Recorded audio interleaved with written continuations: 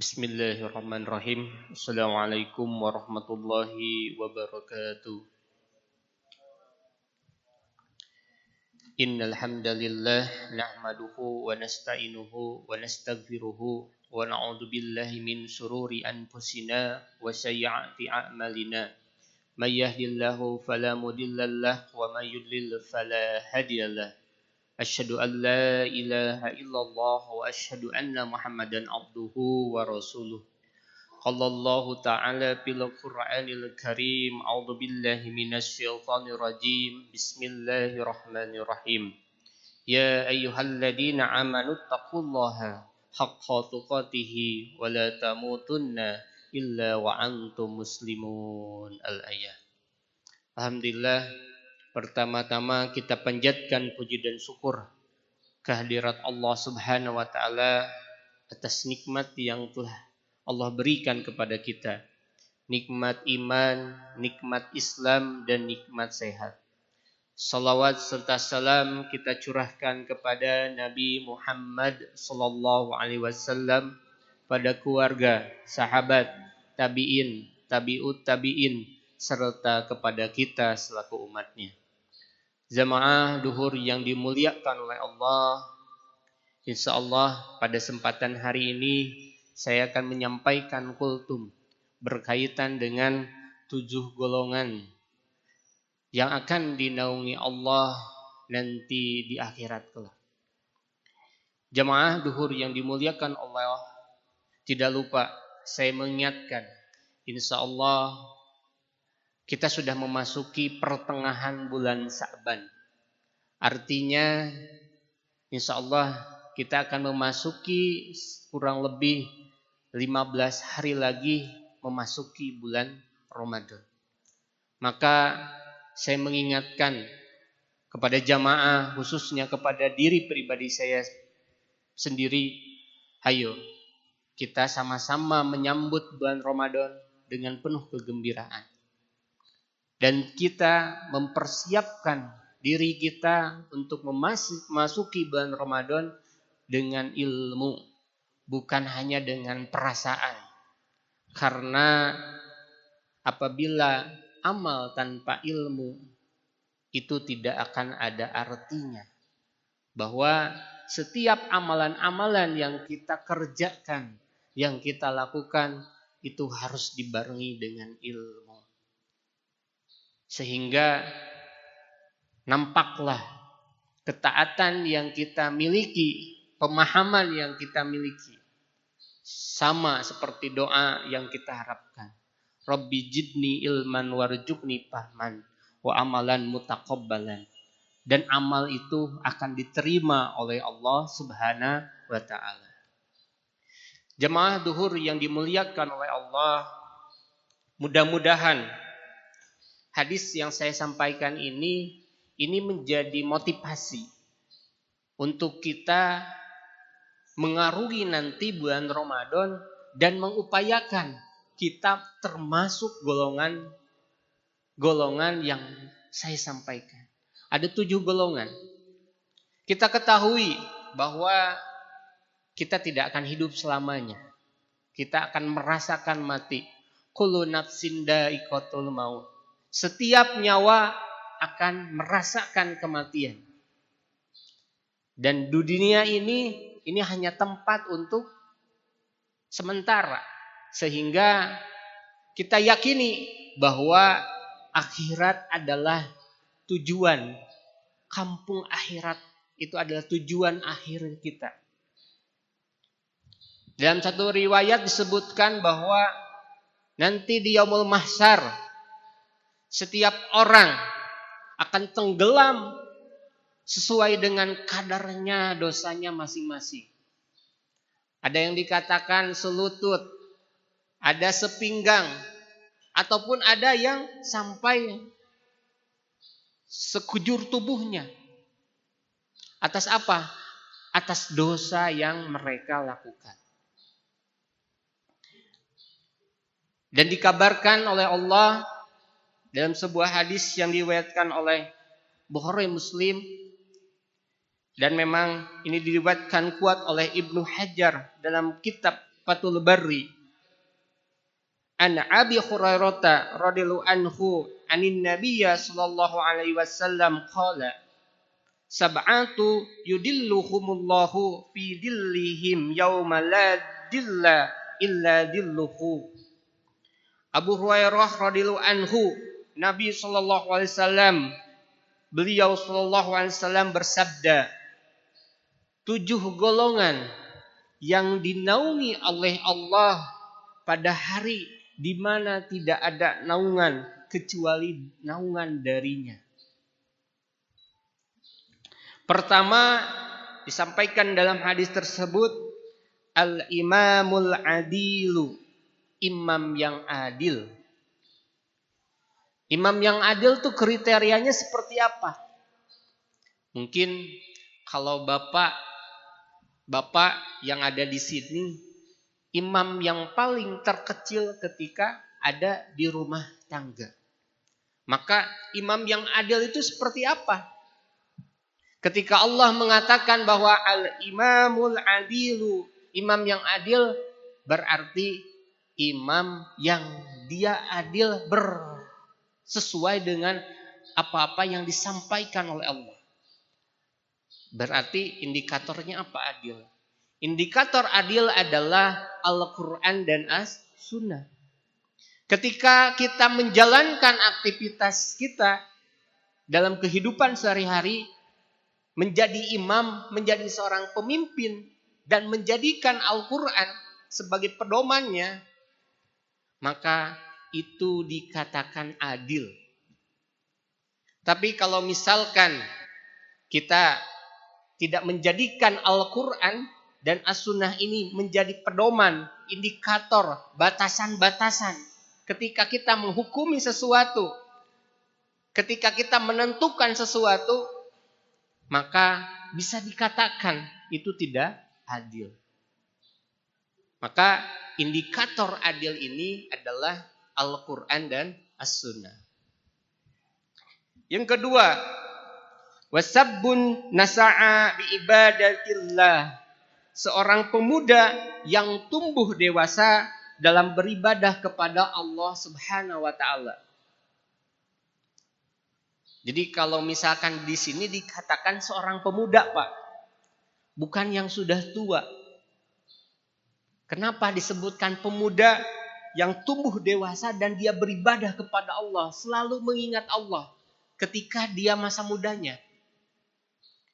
Sekarang Bapak kalau sholat subuh berjamaah di masjid, kira-kira pemudanya berapa orang? Di rumah ataupun di sini misalnya, pemudanya berapa orang? Bisa dihitung dengan jari. Kalau yang tua itu sudah biasa, karena merasa bahwa dirinya akan dekat dengan kematian. Kalau yang muda itu luar biasa, ketika mereka mengingat Allah. Masa muda, masanya berapi-api, kata Roma Irama, betul? Ketika ada pemuda yang bisa beribadah kepada Allah dan taat kepada Allah, terus mengingat Allah, maka pemuda itu termasuk satu golongan yang dinaungi oleh Allah Subhanahu wa taala.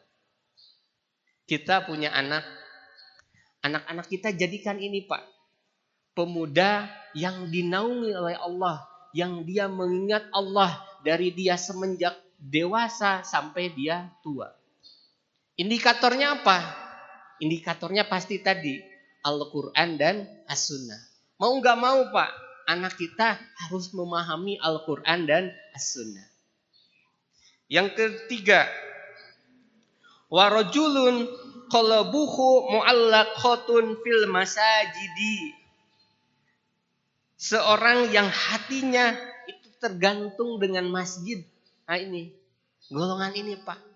Seseorang yang hatinya tergantung dengan masjid. Ketika sedang di jalan, kita bukan menunggu waktunya ketujuan, tapi kita menunggu waktunya adzan, menunggu waktunya sholat. Kita berhenti, Kita mengupayakan mengikatkan diri kita kepada masjid. Supaya apa? Mudah-mudahan kita termasuk orang-orang yang dinaungi oleh Allah nanti di hari kiamat. Siapa yang nanti akan menaungi kita di hari kiamat kecuali Allah Subhanahu wa taala? Maka ini salah satunya. Ketika kita mengikatkan hati kita itu kepada masjid.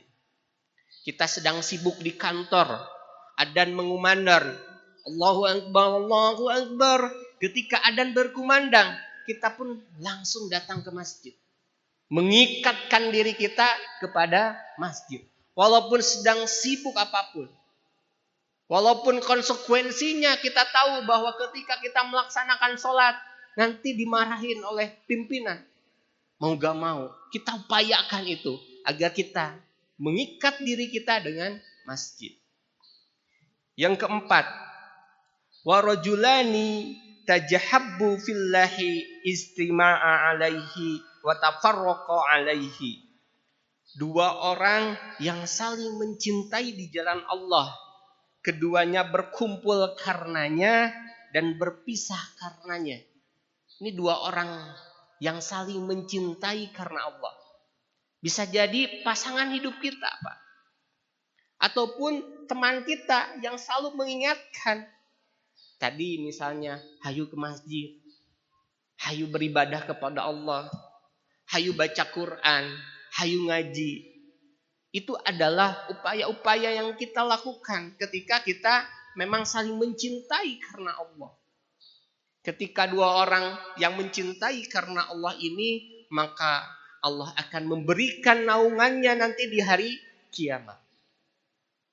Yang kelima, warajulun da'athul amru'atun datu mansibun wa ja'alahi faqala inni akhafullah. Seorang laki-laki yang diajak berzina oleh seorang wanita yang mempunyai kedudukan tinggi dan dia pun cantik. Lalu ia berkata, aku benar-benar takut kepada Allah. Bayangkan. Ini kisah memang Nabi Yusuf alaihissalam. Ketika ada perempuan yang mengajak untuk berzina, maka seorang itu menjawab, aku benar-benar takut kepada Allah. Maka ini pun orang yang akan dinaungi nanti di yaumul masyar, di yaumul kiamah. Yang keenam, warajulun tasaddaqa bisadaqatin fa ahfaha hatta wa ta'lama simaluhu ma tunfikhu yamnuha. Seseorang yang bersodakoh dengan satu sodakoh, lalu ia menyembunyikannya sehingga tangan kirinya tidak ada yang tahu diimpakkan tangan kanannya. Tangan kirinya pun tidak tahu ketika kita sedang bersodakoh. Kadang kalau kita misalkan sodakoh di masjid, pengen disebutkan namanya. Dari Tuan Anu. Dari Tuan Anu. Niatkan pada diri kita, jangan sampai tangan kiri pun tahu. Atau tadi tangan kanan pun tahu. Ketika kita memberikan tangan kanan, tangan kiri pun sampai tidak tahu. Artinya apa? Sedekah itu benar-benar niatkan kepada Allah Subhanahu wa taala.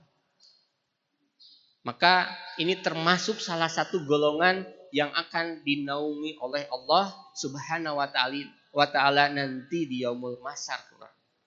Yang terakhir adalah warajulun zakarallahu khaliyan fafadat anhu ainahu.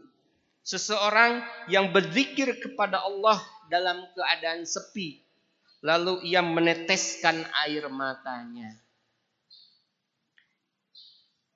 Bahwa kita ketahui manusia, seseorang, laki-laki atau perempuan, akan diuji ketika dalam kesendiriannya.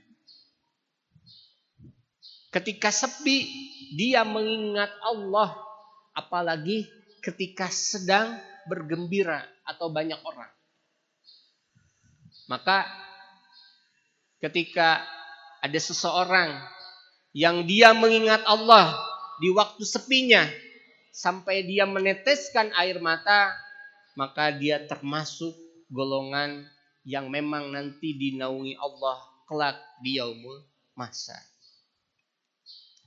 Maka ketujuh inilah golongan-golongan yang akan dinaungi oleh Allah Subhanahu wa taala. Kita memasuki bulan Ramadan. Kita mengupayakan untuk menjadi salah satu golongan ini, Pak. Setidaknya kita mengikatkan diri kita ke masjid. Ataupun bersedekah dengan ikhlas dan niatan karena Allah. Ataupun apa? Kita menjadikan anak-anak kita anak-anak yang selalu mengingat Allah, taat kepada Allah dan Rasul-Nya, dan menjadikan Al-Quran sebagai pedoman hidupnya. Mudah-mudahan ini menjadi bekal kita untuk Ramadan nanti. Kita mengupayakan diri kita untuk mendapatkan naungan dari Allah. Mudah-mudahan 7 golongan ini menjadi tujuan hidup kita. Apa yang kita ingin tuju? Biar kita nanti mendapatkan naungan dari Allah Subhanahu wa taala. Harta, tahta, jabatan yang kita miliki itu tidak ada artinya ketika nanti di yaumul hisab kelak, di yaumul mahsyar kelak. Maka sepatutnya kita mempersiapkan diri kita untuk masuk kepada hari kiamat kelak. Mungkin itu yang bisa saya sampaikan. Mudah-mudahan ini menjadi motivasi, menjadi pemahaman, khususnya bagi saya pribadi, umumnya bagi jamaah sekalian. Barakallahu li wa lakum. Assalamualaikum warahmatullahi wabarakatuh.